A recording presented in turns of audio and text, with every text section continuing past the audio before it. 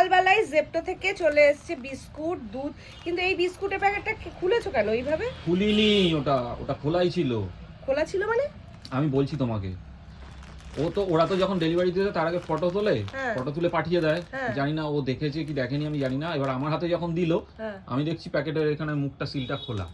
তা আমি বললাম যে দাদা এটা তো সিল খোলা, আমি তো এটা ইয়ে নেবো না।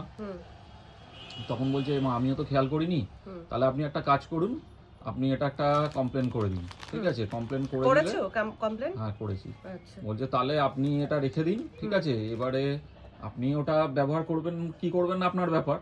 ঠিক আছে, আপনার যদি মনে হয় করবেন তা নয়তো আপনি ফেলে দিতে পারেন, কিন্তু কমপ্লেনটা করলে ওই আপনি ওইটা ছবি তুলে পাঠাবেন, তাতে আপনার ওই যে দাম ওটা রিফান্ড হয়ে যাবে। আচ্ছা আচ্ছা, আমি করে দিয়েছি, অলরেডি রিফান্ড হয়ে গেছে। আচ্ছা, তাই এবারে তো কখনো হয়নি। আমার মনে হয় যদি ওটা শুটকো না থাকে, ওপরের রোটা যেটা খোলা, দরকার হলে ওটা ফেলে দাও।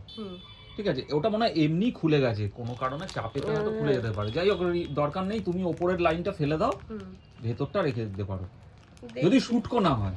দেখছি, মানে অনেক দিন হয়তো খোলা থাকলে তো হাওয়া ঢুকে শুটকো হয়ে যেতে পারে। সব বিস্কুটগুলোই তো তাহলে শুটকো হয়ে যাবে। তাহলে ফেলে দাও, অসুবিধা নেই তো, আমার তো রিফান্ড হয়ে গেছে।